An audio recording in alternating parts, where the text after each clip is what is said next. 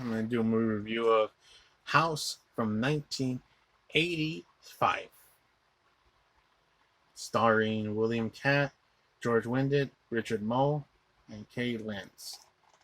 I really enjoyed this movie, House.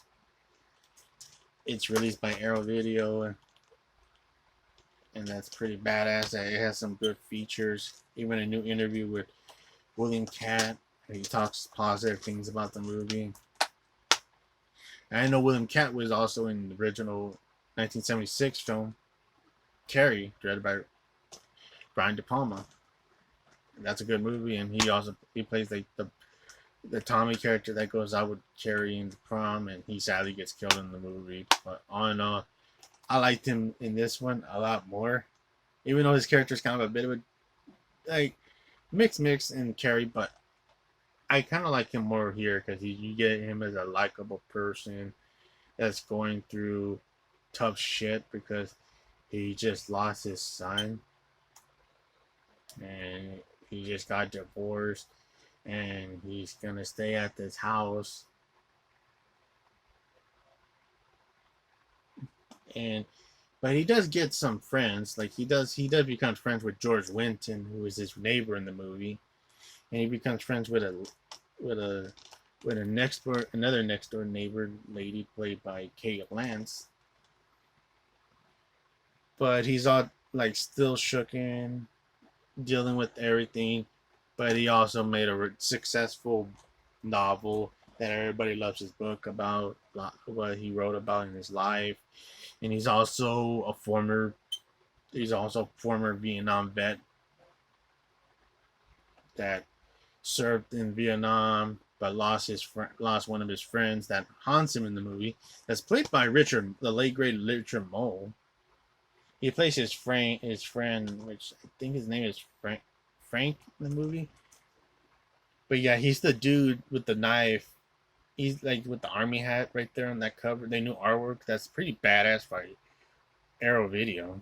I know they did a box set, but I think that's sadly out of print. But I would like to get the second one and also get the third and fourth, which I did find out that the third and fourth movie, even though they say region B, they are region free.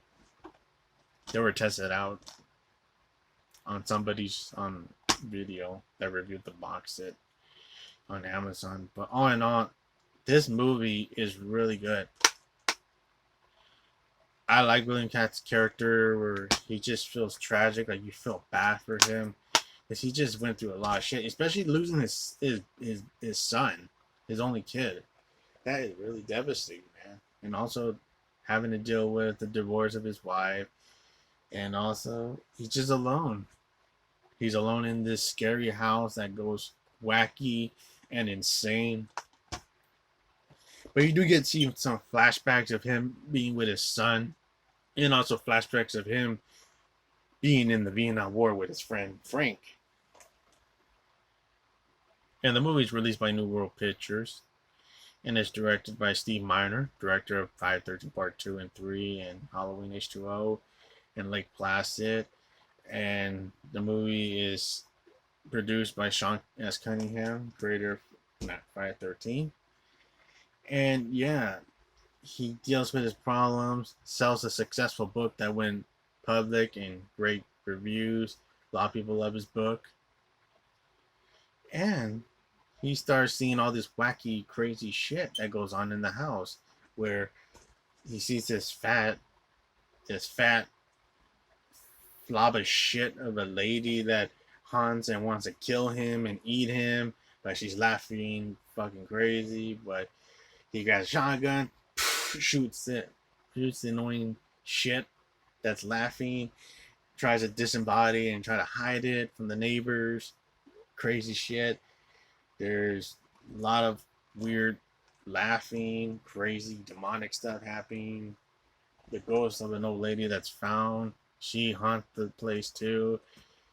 And then he sees this hot lady that goes to the house, but it's not the neighbor lady, it's the fat slob of shit lady that he killed earlier. And then boom, tries to kill her again. Boom.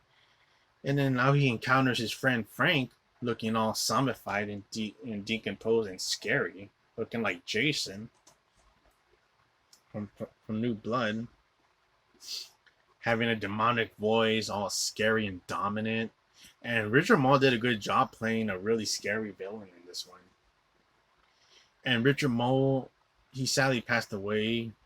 Rest in peace, Richard Moll. I know Richard Moll was in Night Court TV show. He was in a Stephen King movie that I think it was Needful Things. I still gotta check it out. And there was a Terror Train movie, not Terror Train. I mean, there was a train movie that he was in, like a horror anthology movie that he's in. I gotta check out. But he's been in a lot of good movies, and Richard Moll's a pretty good actor. He was also in the Flintstones live action movie with John Goodman and Rick Moranis, and he was also in he also appeared in a few Smallville episodes. He guest appeared in a lot of other shows too, but he's a good actor. I would say this is his best role as playing the Frank character, because his character is very dominant and very scary in this movie. It is a frightening character because it's a huge threat for William Katt's character, because William Katt goes all army suit on his outfit with his Vietnam War outfit, going to war with Frank, shooting the fuck out of him with his guns, going bang bang bang, and trying to kick ass like a motherfucker. And of course, George Wynn's character sees him like doing like a drop and roll outside, and George Wynn's all freaked out, like, "Hey, how's it going? How's it going, Roger?" Because Roger is his character's name in the movie that William Katt plays. I don't know. I like that scene where he just drops and rolls outside, and George Wynn's like, "Hey, Roger, how are you going?" Like, that's pretty funny. And George Wynn is pretty cool. I kind of wish he was more in the movie, but he plays his neighbor that you see him throughout somewhere throughout the movie, like some parts of the movie, some parts later in the movie. I wish he was more in the movie because he was pretty fun. Like, it was pretty cool to see George Wynn from Cheers. And George Wynn was also in VFW, which is a really good movie with Stephen Lang and Fred Williamson. Highly recommend folks check out VFW. But all in all, Frank is going to war with Roger and going crazy shit. Roger even falls through a door that he goes through, and it almost makes him fall through a river. I mean, to a ledge of a cliff that would go to an ocean, but it's not real because it's imaginary. Because he falls through this black porthole of nowhere, but it doesn't. It gets him back to the house. So like, it's just on his head. But Frank is still there, like, so that's not in his head. He's still alive. And they bring his dead son back to life in the movie, which is really shocking for Roger to deal with, like, because he knows his son's dead, but he has to protect him in the house. But Roger sees that his son gets captured by Frank, and Frank's about to kill him with a knife, but Roger has a sneaky way to get the grenade, punch it into Roger's skeleton stomach, and blow him up. But Roger sees that Frank is still alive and is one dominant motherfucking scary villain in this one. Until finally Roger stands up.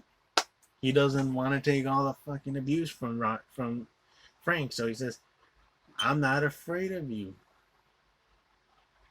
What? You're supposed to be scared of me. But all in all, like, he doesn't give a shit. And then he also gets him another grenade to blow him up. And it does blow him up. And surprisingly, his son doesn't disappear. His son is back. His son is alive. And his ex-wife comes through a cab and reunites with them. And George Wynn's all smiling, and because he fell down with the tackle because the house exploded. And George Wynn's with his dog, all buzzed out like, what the fuck just happened? But all in all, wacky explosion that blew up the house, and yeah, Roger reunites with his ex-wife and his dead son, which doesn't freak them out. Doesn't freak out the wife, but all in all, she's happy. And all in all, this movie just ends really good with a good oldies music. I'm not sure to know this music, but it just sounds like something like out of the oldies, like a really good song that fits the movie, and like you just watch a really good movie. And the movie, it has some really good special effects, and the music is also done by Harry Manfredini. So like the folks of Friday the 13th made this movie, and it's pretty badass. I did see the second movie. I would say I do like the second one. I wouldn't say it's better than the first movie, but all in all, I really enjoyed it. I thought William Katt was pretty good. George Wendt was a lot of fun to see. I wish he was a lot. I wish George Wendt was more in the movie. Richard Moll as the villain, which is Roger's army vet friend from Vietnam, stalking and becoming the dominant villain of the movie. He is dominant in the movie, and also rest in peace, Richard Moll. I would say this is his best role as the villain, Roger's best friend, Frank.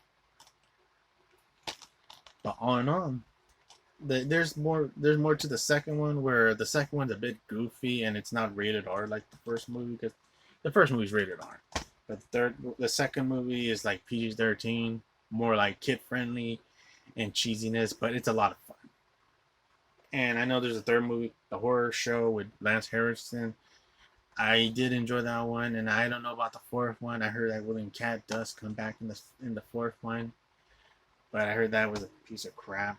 But I have to see that because I never saw the fourth one. I only seen 3 movies. That's it. But this one is really good. Hopefully, Hopefully, I will pick up the second one later on. I do like the second one. Maybe I'll find the other sequels too. But all in all, yeah, I really enjoyed this one. This was a movie that I used to not care for when I first saw it, but now when I got this, well, before when I got this, I saw the movie on YouTube and I started enjoying the movie more, and that's why I got it. And I picked it up, and it looks good on Blu-ray by Arrow. Yeah, I was almost going to say Screen Factory, but they're not doing good. I like Arrow more. So Arrow, I would say, did a good job with this Blu-ray. The 2K scan is really good. The audio sounds good. Everything is good about this movie. It really holds up. I don't know if there's going to be a remake of this, but who knows. But I enjoyed this movie. I give it a solid 8 out of 10.